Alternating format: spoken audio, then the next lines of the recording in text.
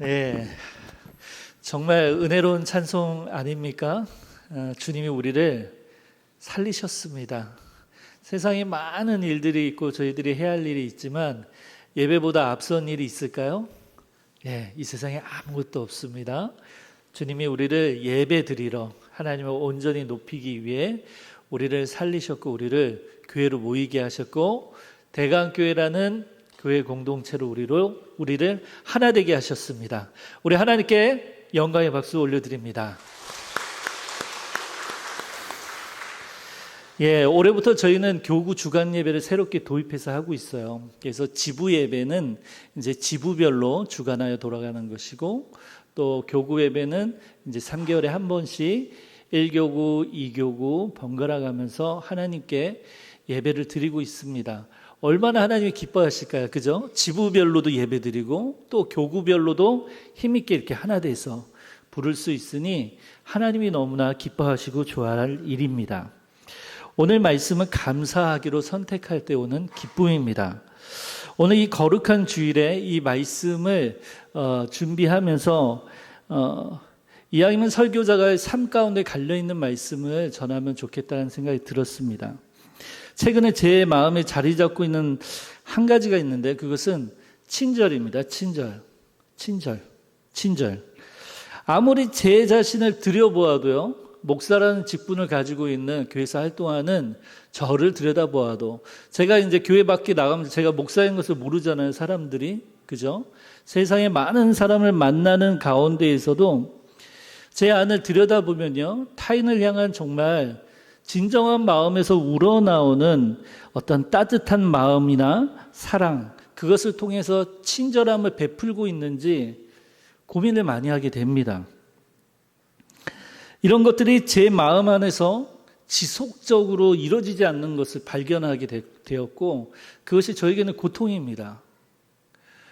고통이에요. 하나님은 하나님을 사랑하고 이웃을 사랑하라고 하셨잖아요. 그죠? 근데 이웃을 사랑하는 한 가지 표현이 있다고 한다면 그것은 타인을 향한 관심과 친절함을 베푸는, 또 말 한마디를 하더라도 미운 말이 아니라 정말 따뜻한 말, 세우는 말, 사랑하는 격려의 말을 해야 할 터인데, 제 안에 들여다보면요, 그런 마음들이 우러나서 지속적으로 그런 표현들을 하는 상태가 아닌 것을 발견할 때가 많이 있었고요. 그것이 늘 마음 안에 고민이었습니다. 그럴 때마다 이런 기도를 합니다. 하나님, 진실로 하나님을 사랑하게 하소서. 그 사랑으로 성도들은, 이웃들을 길 가는 곳에서 어느 곳에서나 만나는 그들에게 진정한 버트로 여기며 그들에게 친절을 베풀게 하소서.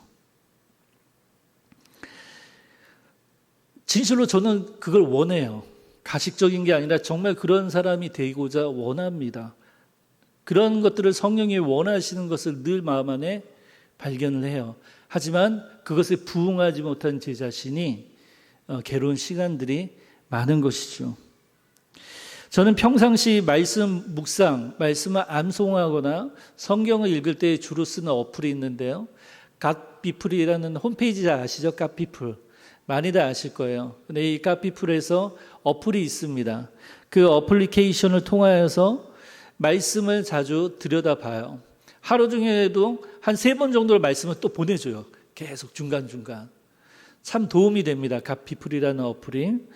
근데 이 갓피플 어플에 보면 내용들을 잘 들여다보면 늘 이제 매일 한 가지씩 감사의 말들이 또 문구가 올라와 있어요. 근데 이 감사의 문구가 제 마음을 사로잡았습니다. 이렇게 써져 있었습니다. 주위 사람들에게 진심으로 감사하고 그 감사를 직접 표현할 때 내 마음에 행복이 찾아온다. 주위 사람들에게 진심으로 감사하고 그 감사를 직접 표현할 때, 혼자만 가지고 있는 것이 아니라 그것을 표현할 때 내 마음에 행복이 찾아온다. 여기서 나오는 이제 행복이라는 것에 대해서 먼저 정의를 내리자면, 제가 말씀 가운데 이 행복이라고 하는 이 단어는 그리스도의 평강이 나의 마음에 가득한 상태라고 할 수 있습니다. 나를 지배한 상태, 나의 마음에 가득한 상태. 이 감사의 문구가 제 눈을 사로잡았습니다. 그리고 이 말씀을 여러 번 읽으면서 다른 사람의 감사에 대해서 이 문구를 만들었을 터인데 이것이 너무나 성경적이게 여겨졌고 하나님의 말씀과 같이 여겨졌어요. 마치 제 마음에 이 기쁨이 안개처럼 조금씩 뭉게뭉게 피어나는 것들이 제 마음에 발견되어졌어요. 사실 우리가 사는 세상 늘 평안합니까? 우리 주변 사람들 항상 사랑스럽기만 합니까? 예. 어린 자녀들을 키우며 양육할 때 항상 그 자녀들이 사랑스럽습니까? 이쁩니까? 만약 그렇다면 감사하는 것은 어렵지 않을 터이죠. 하지만 우리의 현실은 그렇지 않습니다.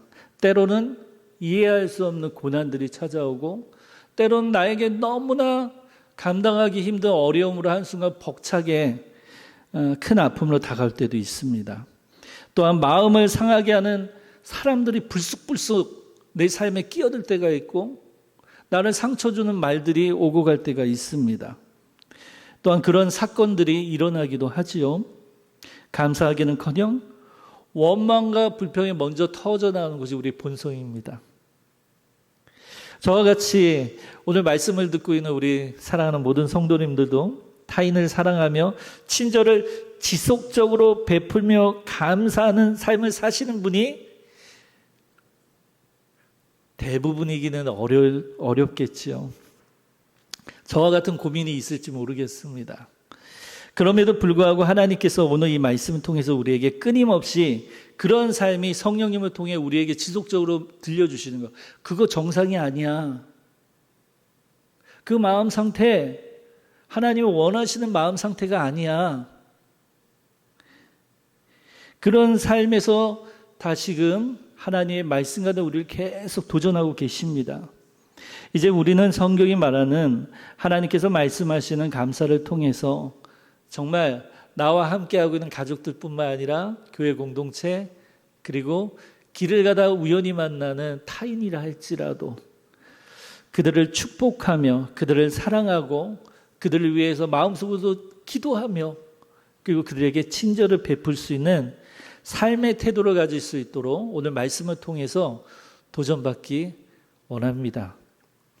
오늘 말씀에서 바울은요, 감사가 단순히 어떤 우리 마음 가운데 육적으로 흘러나오는 감정의 결과물이라고 이야기하고 있지 않아요. 하나님의 사람들에게 주어진 그것은 능력이라고 이야기합니다. 감사는 우리의 행복을 여는 가장 중요한 키, 열쇠, 그것은 감사라는 거예요. 그래서 오늘 우리가 읽은 본문뿐만 아니라 성경의 수없는 66권 가운데서도 이 감사의 문구를, 이 단어를 너무나 쉽게 우리는 찾아볼 수 있습니다. 오늘 말씀을 통해 세 가지 내지를 통해서 전하고자 합니다. 먼저 골로새서 3장 15절의 말씀을 제가 다시 한번 읽어볼게요. 그리스도의 평강이 너희 마음을 주장하게 하라. 너희는 평강을 위하여 한 몸으로 부르심을 받았나니 너희는 또한 감사하는 자가 되라. 한번 저 따라해 보실까요? 첫째,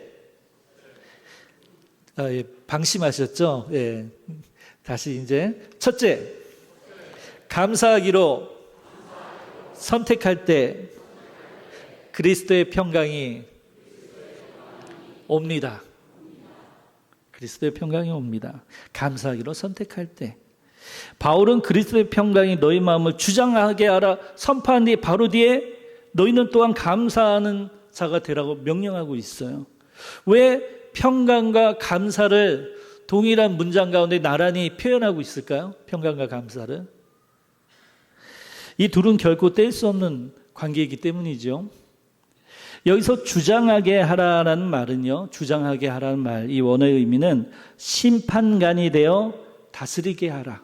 심판관이 되어 다스리게 하라. 또는 경기장에 있는 심판처럼 최종 판정을 내려라. 최종 판정을. 그런 의미가 있습니다. 우리의 마음이라고 하는 것을 경기장으로 한번 생각해 보세요. 우리의 마음이 넓은 경기장이 있죠. 잠실 종합경기장 서울에도 있고 또 우리 안양의 자랑은 또 어느 운동장이 있죠? 예, 저희 아이들이 이제 저희가 서울에서 이제 안양으로 왔잖아요. 처음엔 저희 아이들이 왜 우리 서울 더 이상 안 가? 뭐 계속 이랬어요. 근데 이제 저희 아이들이 한 말이 있어요. 안양이 최고야. 진짜예요. 거짓말 아니에요. 여러분들이 기분 좋게 하려는 게 아니에요. 안양이 최고라고 해요. 저도 잠실 종합운동장이 기억이 나지 않을 정도로 비산 종합운동장의 혜택을 받고 있어요. 너무 감사하더라고요. 너무나 쉽게 이용할 수 있고 운동도 할 수 있습니다. 그런데요, 그런 경기장, 우리의 마음을 경기장으로 한번 생각해 보세요. 경기장으로. 그리고 거기에 심판관이 있다라고 한번 생각해 보세요. 우리의 마음이라는 경기장 안에서 수많은 감정들이 치열하게 다툽니다. 싸우고 있는 거예요. 섭섭함, 그죠?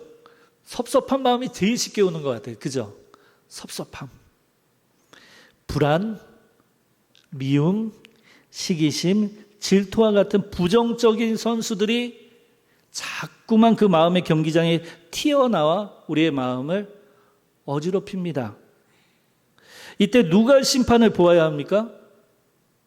오늘 주장하게 하라죠. 뭐가 주장하게 하라고 했어요? 그리스도의 평강이. 그러니까 그리스도의 평강이 바로 심판관이, 우리 마음의 심판관이 되어야 한다라는 거예요. 그것이 그리스도의 평강이 결정하고 선택하는 거예요. 심판관으로서. 그렇다면 어떻게 우리 마음의 심판관인 평강이 힘을 얻을 수 있을까? 심판관으로서 강력한 힘을 얻고 우리 마음 안에서 온전히 발휘할 수 있을까요? 정답은 바로 먼저 감사하기입니다. 따라해 볼까요? 먼저 감사하기.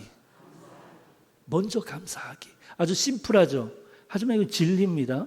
먼저 감사하기. 마음속에서 불평과 원망이 고개를 들려고 하고 있어요. 바로 그때 그 감정이 지지 않고 한 발 앞서 감사를 선택하는 것. 그것이 먼저 감사하기입니다. 이것을 다시 한번 비유하면 내 마음의 경기장에서 갑자기 불평과 원망이 등장하여 룰을 지키지 않고 끊임없이 반칙을 합니다. 내 안에서 막 엉망진창으로 내 마음을 만드는 거예요. 그럴 때 우리 마음은 엉망진창이 되어버리는데 그때 평강이라고 하는 심판관을 통해서 불평과 원망을 퇴장시키는 거예요. 레드카드를 딱 드는 거예요. 옐로우 카드도 아니에요. 바로 레드카드 딱 퇴장. 무엇을 통해? 먼저 감사하기를 통해서. 그것이 의지적으로 감사의 스위치를 켜는 것과 같아요. 하나님, 상황은 어렵지만 주님이 계셔서 감사합니다. 이게 먼저 감사하기예요. 하나님, 상황은 어렵지만 제 마음에 불평과 미움과 시기심이 일어나는 것 같은데 그럼에도 불구하고 주님, 저분이 너무나 잘 돼서 고맙습니다. 저분이 정말 잘 되기 원합니다. 저분이 잘 되는 것이 저에게 좋은 일인 줄 믿습니다. 저 사람 때문에 속상하지만 제 마음을 다스릴 기회로 삼게 해주시니 하나님 감사합니다. 이렇게 감사를 선택하는 순간 평강의 심판이 제 목소리를 내며 우리 마음의 질서를, 하나님의 질서를 다시 한번 되찾아 주는 것입니다. 다시 한번 기억합시다. 우리는 행복해서 감사하는 것이 아닙니다. 행복해서 감사하는 게 아니에요. 감사하기로 선택할 때, 먼저 선택할 때 우리 마음에 비로소 세상이 줄 수 없는 하나님의 평강이 심판관이 되어 우리에게 참된 행복감을, 기쁨을 주는 것입니다. 감사는 환경에 대한 수동적인 우리의 반응이 아니라 모든 것을 합력하여 이렇게 선을 이루신 하나님을 신뢰하는 것, 그런 하나님을 신뢰하는 것, 이것이 바로 우리의 믿음의 결단입니다. 오늘 이 시간은 어떤 상황 속에서도 먼저 감사하기로 결단함으로 그리스도의 평강을 온전히 누리시는 저를 비롯해서 모든 성도님들이 되기를 진심으로 축복합니다. 그런데 성도 여러분, 바울은 여기에서 멈추지 않아요.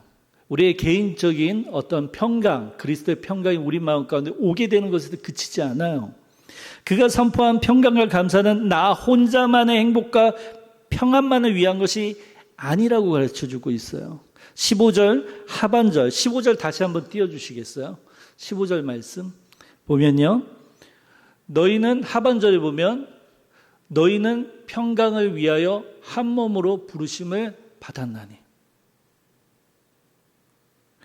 우리는 평강을 위해 부름받았는데 그 부르심의 형태가 무엇입니까? 한 몸으로 부르셨다는 거예요. 한 몸으로.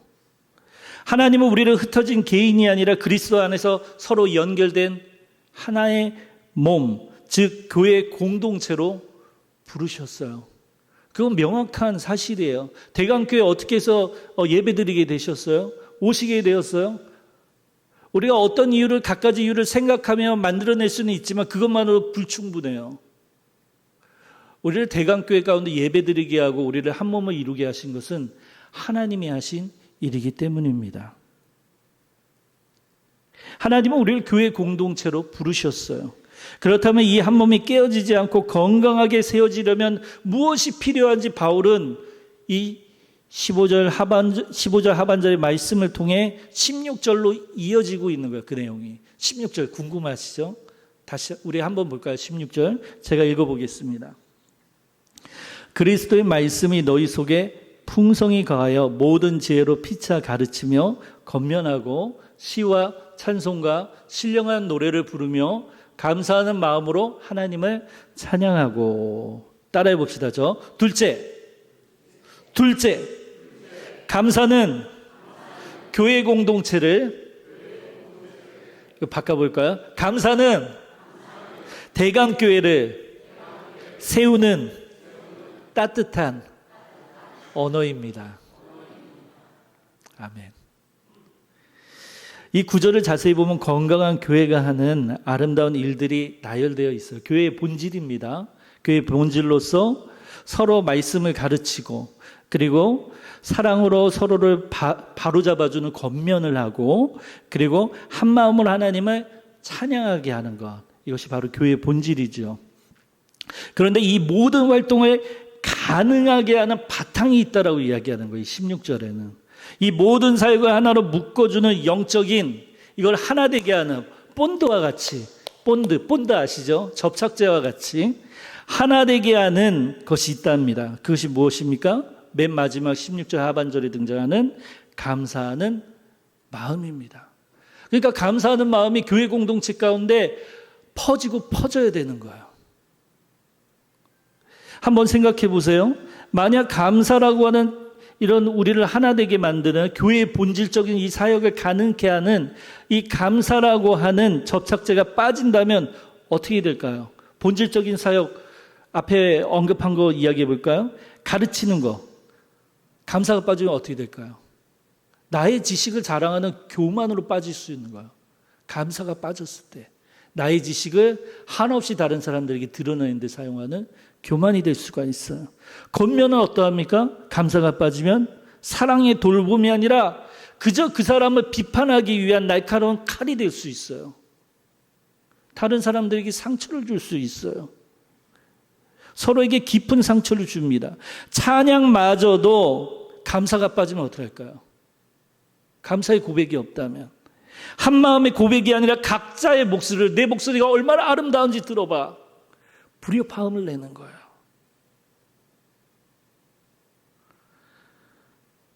그러나 우리의 모든 관계와 사역의 본질에 있어서 감사라는 따뜻한 옷을 입을 때 모든 것이 온전히 하나님을 기쁘시게 하는 일들이 되어져 가는 겁니다. 아름다운 교회를 그리스도의 몸된 교회를 이루어가는 것이에요. 그러면 우리가 내 개인이 내가 감사하고 좀 거리가 먼 삶을 살지라도 무슨 상관이 있어? 아니요. 상관이 있는 거예요. 그 한 사람 공동체에 있는 그 한 사람이 감사해서 빠져있는 삶을 살 때, 감사해서 멀어져 사는 삶을 살 때, 원망과 불평으로 자기 자신을 덮이고 있는 마음의 상태에서 교회 안에서 교회의 본질적인 사역에 참여할 때 하나님이 기뻐하시지 않으니 그 일이 잘 될 턱이 있나요?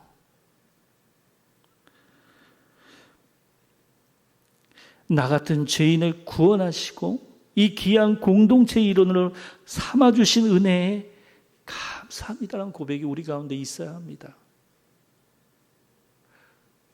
죽어 마땅한 죄인인 저를 감히 이 대강교회 이 하나님의 예수 그리스도의 몸된 교회, 예수 그리스도의 머리가 되시고 반석이 되시는 하나님의 생명과 능력이 넘치는 이 교회 가운데 일원으로 나를 불러주시니 감사합니다.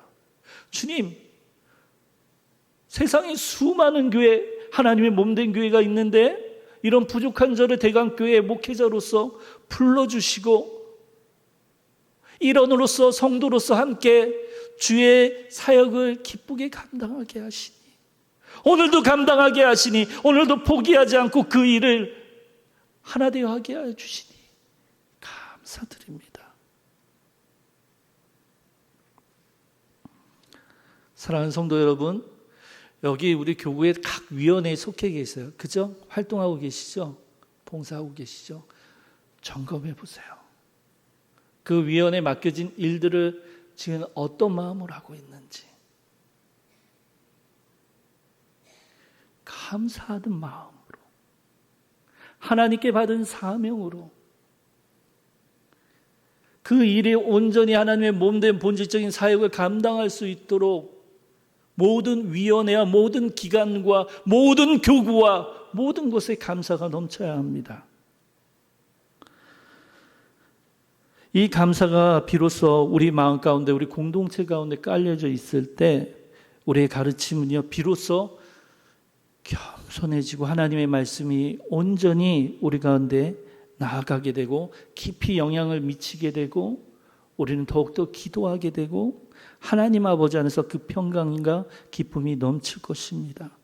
우리의 겉면은 비판이 아니라 따뜻한 사랑의 겉면이 될 것입니다. 또한 우리의 찬양은 한 목소리를 내는 아름다운 하모니를 이루게 될 것입니다. 이처럼 감사는 결코 혼자 하는 외로운 수행이 아니에요. 돌을 쌓는 게 아닙니다. 감사는 서로의 존재를 기뻐하는 거예요. 한번 옆에 보세요. 예, 어떠세요? 예, 죄송합니다. 갑자기 보게 해서. 아름다우세요. 그런데 멋지십니다. 진실로 그러해요. 하나님 우리를 서로의 존재를 소중히 여기게 하셨어요.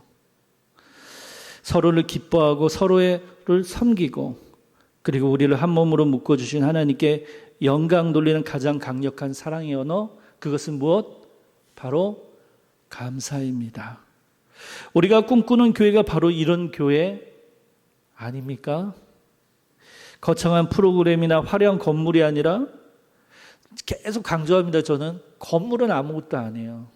화려한 건물이 아니라 성도들 사이에 서로를 향한 진심 어린 감사의 표현이 교회의 몸을 이루는 거예요. 강물처럼 그런 감사가 흐르는 교회. 장로님, 권사님, 지사님, 저를 반갑게 맞아주시고 인사해 주시니 너무 고마워요. 이게 당연한 일이 아닙니다. 어떻게 저를 제 가족보다도 더 따뜻하게 저를 사랑으로 이렇게 반갑게 맞아주시는지요. 아니, 저를 위해 제가 뭐라고 저를 위해 이렇게 기도를 해주세요. 너무 감사합니다. 또한 수고하고 애쓰는 우리 청년들 있잖아요. 우리 청년들 얼마나 착합니까? 그죠? 교회에 어떤 몸쓰고 힘쓰는 일은 우리 청년들이 몸을 사리지 않아요. 보면은 와서 다 돕고 행사에도 함께 합니다. 그런 청년들을 바라보며 너무나 예쁘다, 너무나 멋지다, 너무나 듬직하다, 그의 믿음을 바라보고 칭찬하고 격려하는 그 한마디, 그리고 그 청년들을 바라보며 너무나 감사하다고 표현할 때 우리 교회는 소망과 희망이 보이는 것입니다. 따뜻한 감사의 언어가 오고 갈 때 교회는 비로소 그리스도의 몸으로 건강하게 세워져 가는 것이에요. 서로의 작은 수고를 알아주고 존재 자체를 기뻐해주고 감사할 때 우리 교회는 세상이 부러워하는 천국, 교회, 천국을 이룬, 천국의 그림자를 이루는 믿음의 공동체가 됩니다. 자, 우리 한번 따라해 볼까요? 셋째. 감사는 삶 전체를 드리는 거룩한 예배입니다. 기쁜 소식이 있어요. 넷째는 없습니다. 예, 눈치 빠른 성도님들은 알죠. 대부분의 설교가 3대지를 이루고 있죠. 셋째로 마칩니다. 또 무엇을 하든지 말에나 일에나 다 주 예수 이름으로 하고 그를 힘입어 하나님 아버지께 감사하라. 덧붙일 말이 없습니다. 사실 바울은 무엇을 하든지 말에나 일에라는 표현을 쓰고 있어요. 이 말은 뭐냐? 감사의 영역이 교회로 국한된다는 게 아니에요. 그죠? 교회라고 하는 이 영역을 넘어서, 울타리를 넘어서 우리 삶 전체로 확장시키는 것이에요. 이 감사가요. 이는 우리가 주일 하루 예배당에 모여 드리는 이 예배 시간에서만 감사하다, 만난 성도들에게만 감사합니다라고 표현하는데 그치는 것이 아니라 월요일 아침 그리 가기 싫은 직장에 갔을 때에도 학교에 우리 이제 1학년 때 저희 아이들이 이제 1학년인데 처음에 갈 때는 막 기대하며 막 책가방에 무거운 것에 안 무거워 아빠 막 괜찮아 하고 막 신나서 먼저 가던 애들이 이제 먼저 깨운다고 막 화를 내요.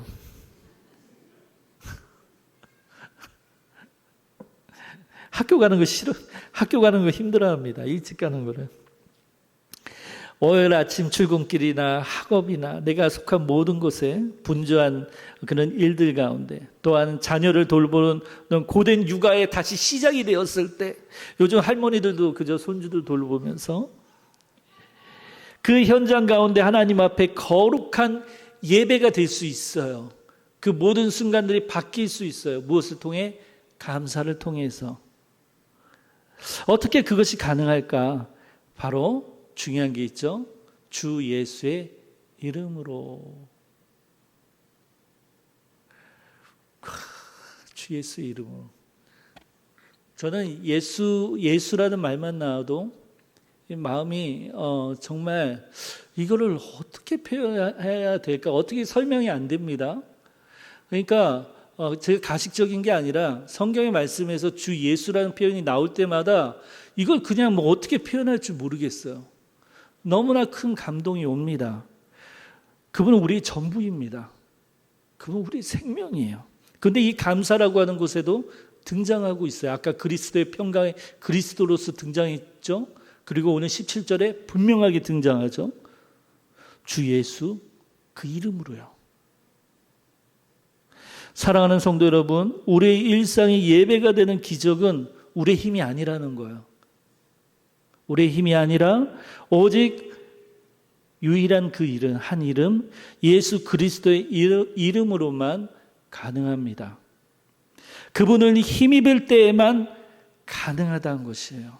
그분을 소중히 여길 때에만 그분의 존재에 대해서 온전히 인식하고 신앙 고백해야만 가능하다는 거예요.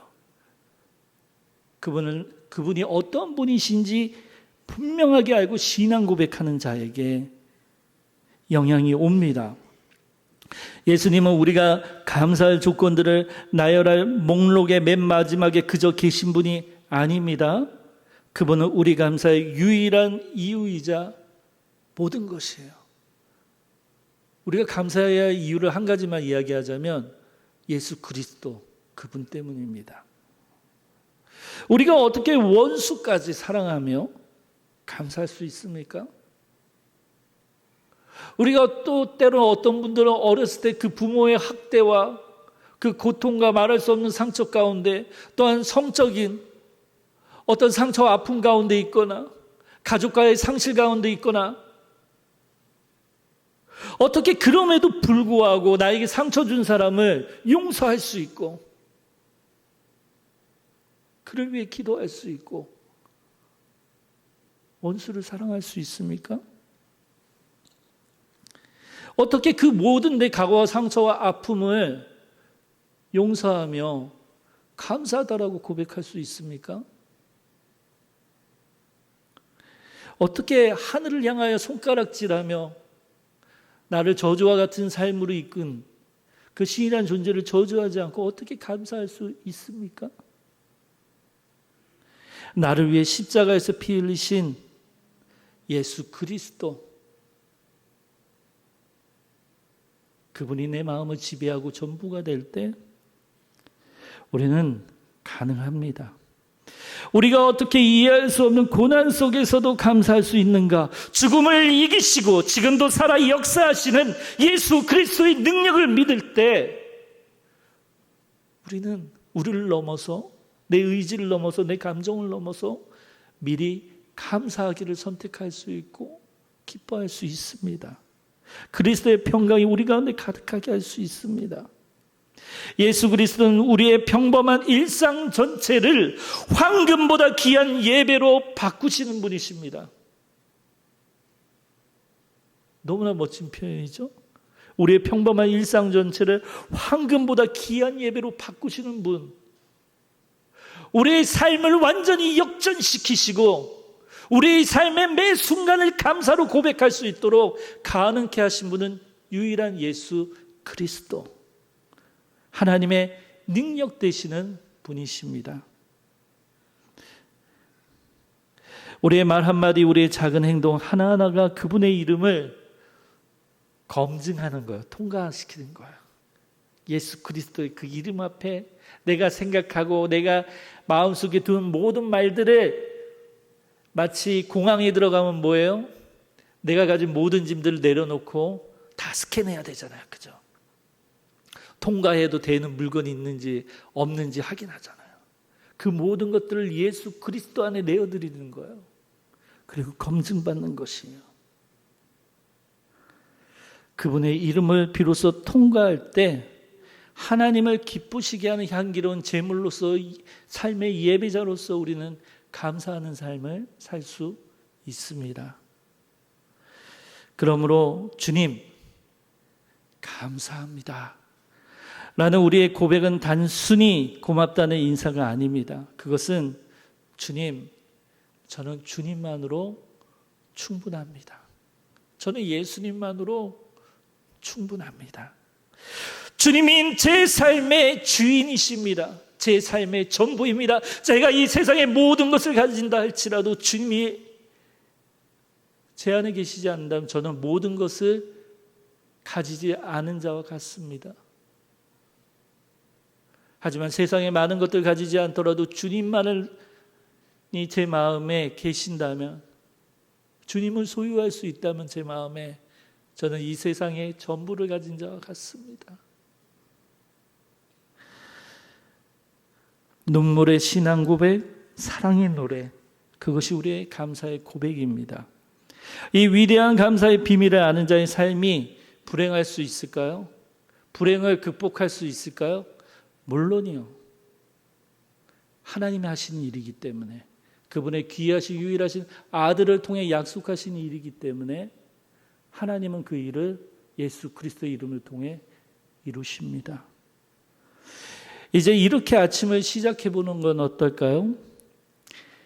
예수님, 오늘도 생명 주시고 하루를 시작하게 하시니 감사합니다. 이것은 우리의 하루의 시작을 알리는 그저 인사가 아니에요.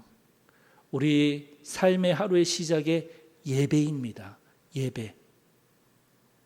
직장에서 동료에게 도와줘서 고마워요라고 진심으로 표현할 때 그것은 늘상 하는 인사가 아니라 하나님께 드리는 감사의 표현이 되는 것이에요. 지친 몸으로 집에 돌아와 나를 위해 저녁을 준비해 준 아내와 남편에게 불평하기보다 여보 정말 고마워. 밖에 나가서 일하느라고 너무나 고생했어. 너무나 고마워. 당신은 집안에서 돌보느라고 아이들 키우고 양육하는 너무나 있었어. 그렇게 말하는 순간 우리의 가정은 거룩한 예배의 처소가 되는 것입니다. 그러므로 마음의 경기장 안에 반칙을 일으키는 부정적인 감정들을 퇴장시키십시오. 예수 그리스도를 통하여 내 마음에 자리 잡지 못하도록, 뿌리를 내리지 못하도록 쫓아내십시오. 우리의 마음은 예배의 처소입니다. 우리의 일상이 감사의 고백으로 채워질 때 우리의 삶은 더 이상 무의미한 시간의 반복이 아니라 하나님을 기쁘시게 하는 거룩한 산 제사가 되는 것입니다. 이것이 바로 감사를 통해 일상을 천국으로 바꾸는 하나님이 그리스도인에게 주신 하나님의 능력입니다. 말씀을 맺겠습니다.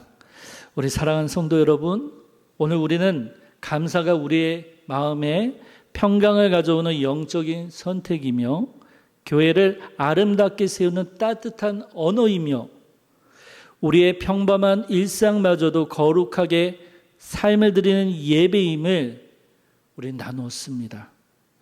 설교를 시작하며 나누었던 첫 감사의 문구, 제가 가피풀 어플에서 본 문구를 말씀드렸었죠.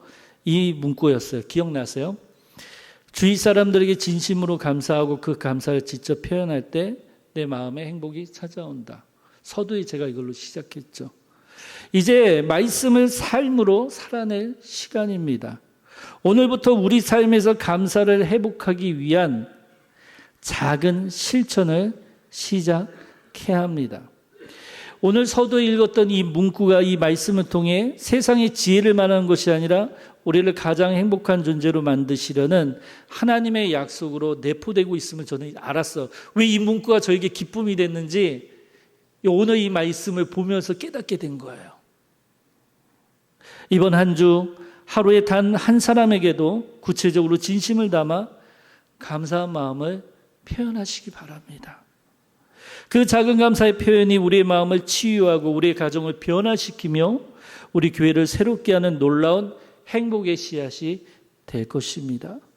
이 감사의 실천을 통해 우리 모두의 삶과 공동체 위에 그리스도의 평강이 강물처럼 넘치고 하나님께서 주시는 참된 행복이 가득하기를 주님의 이름으로 간절히 축원합니다.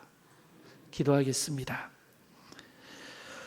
주 예수 그리스도의 평강이 우리의 마음을 주장하게 하옵소서. 말씀으로 우리를 풍성히 채우시사 감사의 언어가 가정과 교회와 일터로 흘러가게 하여 주옵소서. 무엇을 하든지 주의 이름으로 행하며 오직 주님을 힘입어 아버지께 감사하는 교회가 되게 하여 주옵소서. 감사를 우리의 모국어로, 평강을 우리의 주소로 삼게 하여 주옵소서. 예수 그리스도의 이름으로 기도합니다. 아멘.